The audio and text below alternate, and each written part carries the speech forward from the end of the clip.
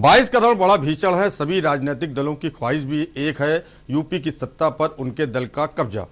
जोड़ तोड़ गठबंधन, चुनावी वादे, दौरे पर दौरे, बड़ी बड़ी घोषणाएं, नेताओं की जनसभाएं, जनता की भीड़, नारों की गूंज, मंच से नेताओं की हुंकार, इन सब से ही होगी चुनावी वैतरणी पार। जी हां, यूपी का सियासी रण और राजनीतिक दलों के रणबांकुरे यूपी के अलग अलग जिलों को मत रहे हैं।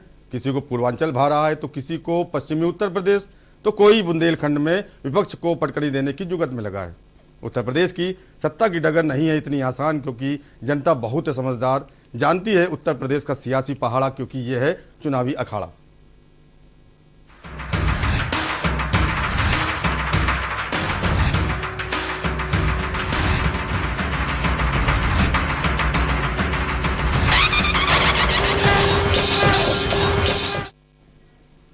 नमस्कार दोस्तों, चुनावी अखाड़ा आपका स्वागत है। मैं हूं प्रबुद्ध चौहान।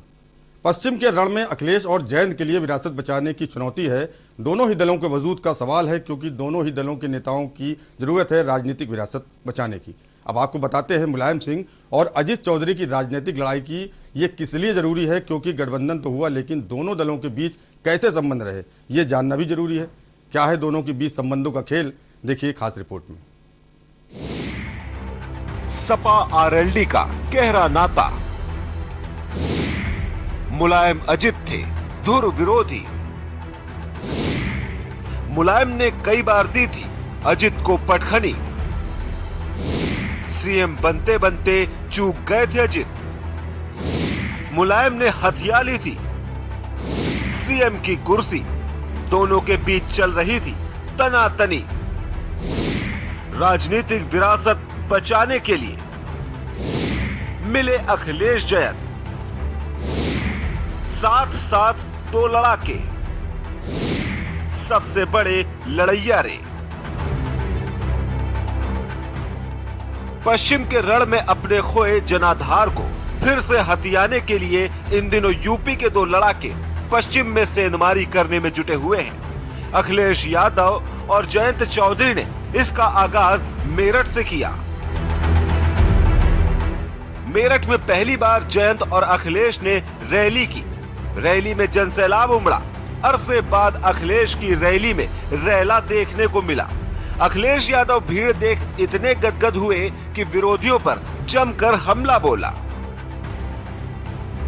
अब बात करते हैं दोनों ही दलों के सियासी गणित की और उनके राजनीतिक पकड़ की। अगर दोनों ही दलों का जिक्र हो और मुलायम अजित सिंह का नाम न आए, ऐसा कहां हो सकता है। मुलायम और अजित एक दूसरे के धुर विरोधी रह चुके हैं।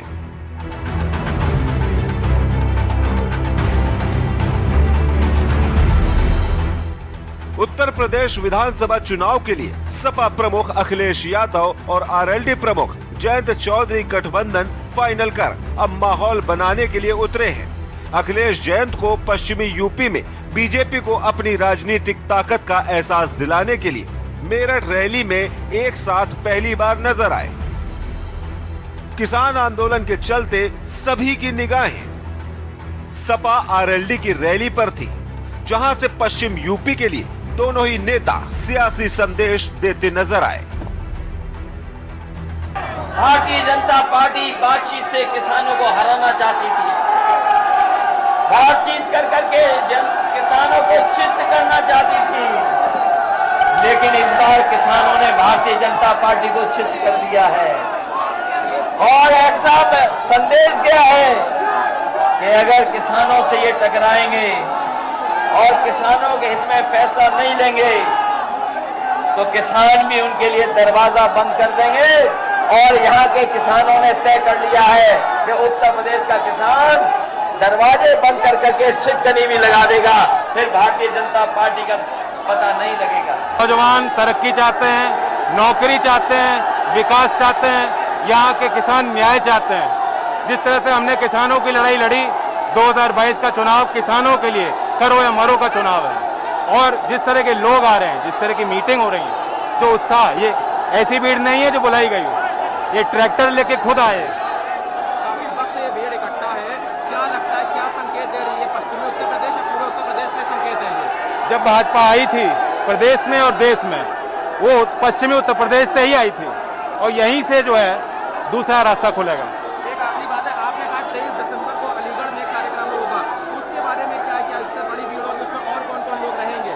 चौधरी साहब चौधरी चरण सिंह जी को श्रद्धांजलि दी जाती है। 23 दिसंबर को किसान दिवस के रूप में देश भर का किसान उस तारीख को मनाता है। तो विरासत से सियासत में आए। यूपी की सियासत में अखिलेश जयंत चौधरी दोनों ही नेता अपने अपने पिता की राजनीतिक विरासत संभाल रहे हैं। हालांकि एक दौर में जयंत चौधरी के पिता चौधरी अजित सिंह के मुख्यमंत्री बनने के अरमानों पर अखिलेश के पिता मुलायम सिंह ने पानी फेर दिया था। 1989 चुनाव में जनता दल की जीत के बाद चौधरी अजित सिंह का नाम मुख्यमंत्री पद के लिए घोषित हो चुका था, लेकिन मुलायम सिंह यादव ने ऐसा दांव चला कि वो सीएम बनने का सपना संजोते रह गए और खुद मुलायम सिंह सीएम बन बैठे। इस सियासी घटना के चलते सिर्फ अजित सिंह और मुलायम सिंह यादव के बीच ही दूरियां पैदा नहीं हुई, बल्कि उनसे चौधरी चरण सिंह का जनाधार रही दो शक्तिशाली किसान जातियों जाट और यादव को भी विभाजित कर दिया था। हालांकि सपा और आरएलडी दोनों ही पार्टियां एक ही राजनीतिक धारा से निकली हैं। पूर्व मुख्यमंत्री चौधरी चरण सिंह के शिष्य मुलायम सिंह यादव ने सपा का गठन किया तो बेटे चौधरी अजित सिंह ने आरएलडी की बुनियाद रखी।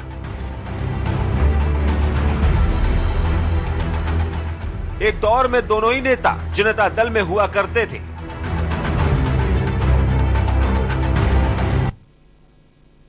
अखिलेश यादव और जयंत चौधरी एक ही नाव पर सवार हो चुके हैं। क्या है इनकी अगली रणनीति दिखाएंगे, लेकिन यहां रुकेंगे एक ब्रेक के लिए।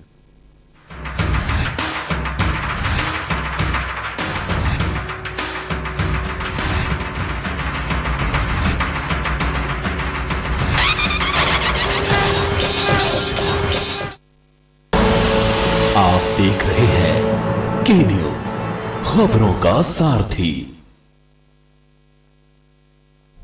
कोरोना महामारी सादा सब कुछ खो के लैगी। एक ਤਾਂ ਕਾਰੋਬਾਰ ਨਹੀਂ ਰਿਹਾ, ਦੂਜਾ ਬੱਚਿਆਂ ਦੀ ਪੜ੍ਹਾਈ ਦਾ ਖਰਚਾ, ਉੱਤੋਂ ਡਾਕਟਰਾਂ ਦੇ ਵੱਡੇ ਵੱਡੇ ਬਿੱਲ। ਆ ਇੱਕ ਮਕਾਨ ਹੈ, ਉਹ ਵੀ ਲਾ ਡੋਰੇ ਦੇ ਅੰਦਰ, ਨਾ ਇਹਨੂੰ ਵੇਚ ਸਕੀਏ ਨਾ ਇਹਦੇ ਤੇ ਲੋਨ ਲੈ ਸਕੀਏ। ਮੇਰਾ ਤਾਂ ਜੀ ਕਰਦਾ ਬਸ ऐसी और एक स्कीम लेके आए हैं, मेरा घर मेरे नाम। चार लाइन के अंदर जिन्हें डोरे दे कर सकते हैं, चाहे वो किसे जाए, वो घर थोड़े नाम करके दे लेना है। ਸਾਡਾ ਮਕਾਨ ਸਾਡਾ ਹੋ ਗਿਆ।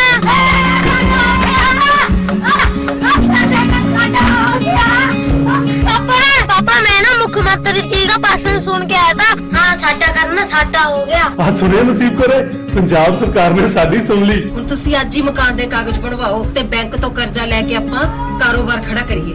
ਹਾਂ ਮੈਂ ਅੱਜ ਹੀ ਜਾਣਾ। ਲੋਕਾਂ ਦੀ ਚਿੰਤਾ, ਸਰਕਾਰ ਦੀ ਚਿੰਤਾ। पर ये दिल है कि चख रहा है उन्हीं अल्फाजों का नूर नूर और नूर नूर और नूर नूर और दूर कितना भी जाओ, इस जुबान से दूर ना जा पाओगे। विमल बोलो जुबान केसरी। उत्तराखंड सरकार ने प्रदेश में अखरोट की खेती को बढ़ावा देने के लिए 6000 फीट से ऊपर के लगभग 200 वन पंचायतों में अखरोट के पौधरोपण और बड़ी बड़ी वॉलनट प्लांट्स की नर्सरी तैयार की है। राज्य सरकार का लक्ष्य है पहाड़ के किसानों में आमदनी की वृद्धि और खुशहाली के नए रास्ते खुले। अल्मोड़ा, रानीखेत, गैरसैंण, कपकोट, मसूरी सहित कई इलाकों में उच्च क्वालिटी के अखरोट की पैदावार बढ़ाने के लिए उत्तराखंड जायका वानिकी परियोजना के साथ मिलकर प्रदेश सरकार बड़ी संख्या में किसानों को अखरोट की खेती से जोड़ रही है। हम इसलिए बढ़ा रहे हैं कि हमारी आमदनी बढ़े।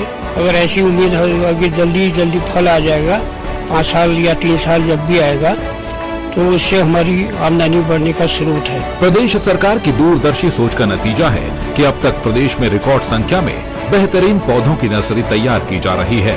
सिंचाई के लिए जल स्रोतों को तैयार किया जा रहा है और महिलाओं को खास तौर पर अखरोट के पौध के रोपण और रखरखाव की ट्रेनिंग दी जा रही है। प्रदेश में 4000 किसान 26,000 से ज्यादा पौधों के जरिए आज वॉलनट फार्मिंग कर रहे हैं। अखरोट उत्पादन के क्षेत्र में उत्तराखंड को नंबर 1 बनाने और किसानों की आमदनी में बढ़ोतरी कर उन्हें समृद्ध बनाने की दिशा में आगे बढ़ रही है उत्तराखंड सरकार। धामी सरकार का यही प्रयास किसानों का हो चहुमुखी विकास। आप देख रहे हैं के न्यूज, खबरों का सारथी।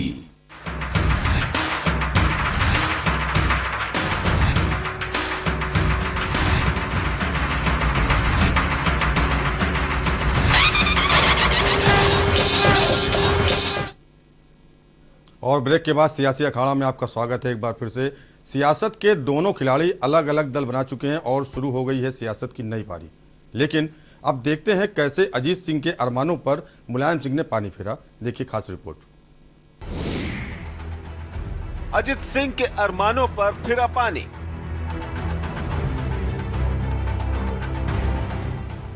अस्सी के दशक में जनता पार्टी, जनमोर्चा, लोकदल अ और लोकदल ब ने मिलकर जनता दल का गठन किया। 4 दलों की एकजुट ताकत ने असर दिखाया। गैर कांग्रेसी विपक्षी दलों को 208 सीटों पर जीत मिली थी। यूपी में उस समय कुल 425 विधानसभा सीटें थी, जिसके चलते जनता दल को बहुमत के लिए 14 अन्य विधायकों की जरूरत थी। जनता दल की ओर से मुख्यमंत्री पद के 2 उम्मीदवार थे। लोकदल ब के नेता मुलायम सिंह यादव और दूसरे चौधरी चरणजीत सिंह की राजनीतिक विरासत की दावेदारी कर रहे उनके पुत्र चौधरी अजित सिंह। टीपी यादव मुलायम के लिए बने कर्णधार। जनता दल की जीत के बाद मुख्यमंत्री पद के लिए चौधरी अजित सिंह का नाम तय हो चुका था।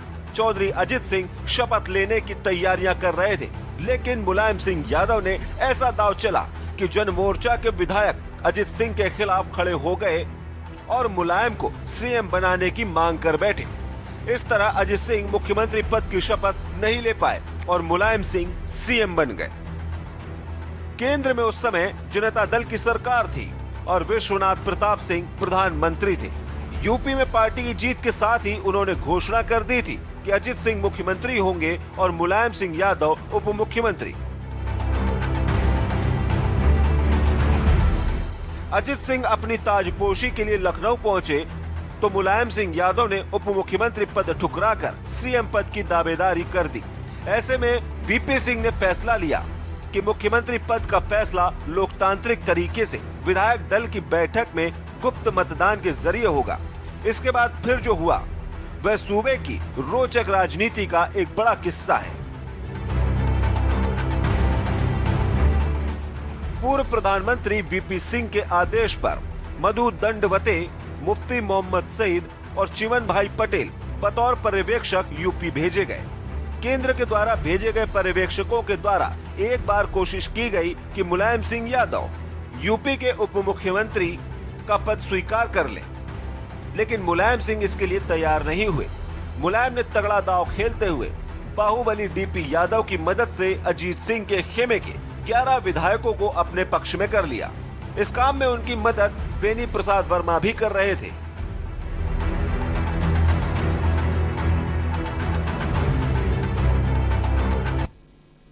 और यहां रुकेंगे छोटे ब्रेक के लिए। ब्रेक के बाद बताएंगे मुलायम सिंह यादव ने किस तरह से अजीत सिंह को पटकनी दी।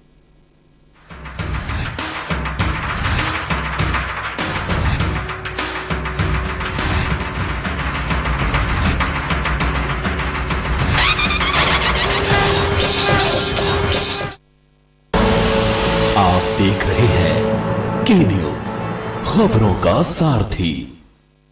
2017 से पहले मारा जाता था गरीबों का हक। 2017 के बाद पीएम आवास के जरिए मिली पक्की छत। फर्क साफ है। 2017 से पहले भूमाफिया रहते थे मौज में, 2017 के बाद रहते हैं जेल में। फर्क साफ है। 2017 से पहले आस्था का होता था अपमान, 2017 के बाद उसे मिल रहा उचित सम्मान। फर्क साफ है। 2017 से पहले रंगदारी के कारण करना पड़ता था पलायन, 2017 के बाद सुरक्षित माहौल में हो रही घर वापसी, फर्क साफ है। जुबान के लिए उड़ चला गैरों की जमीन पर, खुशबू अपने पन की ढूंढता दूर कितना भी जा, इस जुबान से दूर ना जा पाओगे। रुमल, बोलो जुबान केसरी। 100 करोड़ वैक्सीन डोज, ये केवल एक आंकड़ा नहीं है, ये देश के सामर्थ्य का प्रतिबिंब है। मेरा योगदान देश को हर चुनौती का सामना करने की हिम्मत दे रहा है। मेरा योगदान देश के हर गांव को उन्नति का प्रतीक बना रहा है। हम सबका योगदान भारत के तेज विकास की मजबूत नींव रख रहा है। आप भी दें देश के विकास में अपना योगदान। अपने अग्रिम कर की तीसरी किस्त यानी 75% 15 दिसंबर 2021 तक जमा करके। वे कंपनी, कॉर्पोरेट, सैलरीड एम्प्लॉयज या वे व्यक्ति जिनकी कर देनदारी TDS या TCS काटने के बाद 10,000 रूपए या उससे अधिक है, तो फिर उनको भी एडवांस टैक्स देना आवश्यक है। प्रत्येक आय करदाता एक राष्ट्र निर्माता। आयकर विभाग द्वारा जनहित में जारी। आप देख रहे हैं के न्यूज, खबरों का सारथी।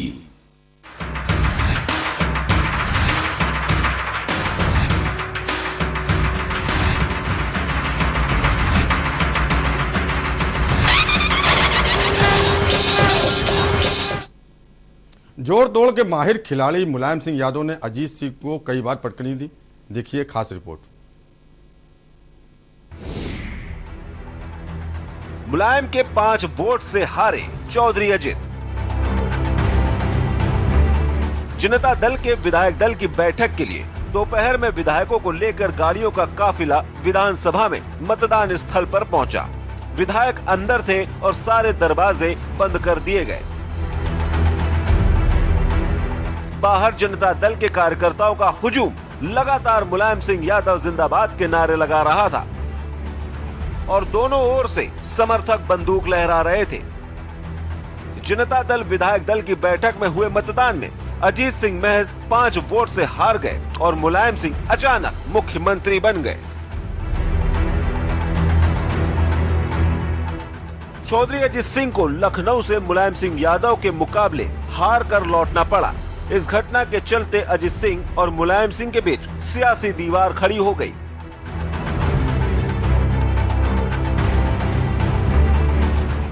यह सिर्फ अजीत सिंह और मुलायम सिंह यादव तक ही सीमित नहीं रही, बल्कि उसने चौधरी चरण सिंह का जनाधार रही 2 शक्तिशाली किसान जातियों जाट और यादव को भी विभाजित कर दिया। यादव वोट सपा के साथ जुड़ गया तो जाट चौधरी अजीत सिंह के साथ जुड़ गया। वहीं अब मुलायम अजीत सिंह की विरासत उनके बेटे संभाल रहे हैं और उनके सामने अपने अपने सियासी वजूद को बचाए रखना बड़ी चुनौती है। ऐसे में दोनों ही नेताओं ने मिलकर 2022 के चुनाव में किस्मत आजमाने का फैसला किया है। इसी कड़ी में पहली बार जयंत चौधरी और अखिलेश यादव मेरठ में मिशन यूपी का आगाज किया। पश्चिम यूपी में एक बार से चौधरी चरण सिंह के हार्डकोर वोट बैंक माने जाने वाली किसान जातियों को एकजुट करने की कवायद करते नजर आए। यूपी के रण में 22 की जंग जीतने के लिए 2 लड़ाके आपस में मिले हैं और इन्हें बखूबी मालूम है विरासत संभालना इतना आसान नहीं होता। अगर 22 की जंग में कुछ खोते हैं तो उनके पास पाने के लिए कुछ नहीं बचेगा, ना ही विरासत बचेगी और ना ही सियासत, क्योंकि बीजेपी के चाणक्य क्या कब कर दें दोनों लड़ाकों को नहीं मालूम। इलेक्शन डेस्क के न्यूज इंडिया।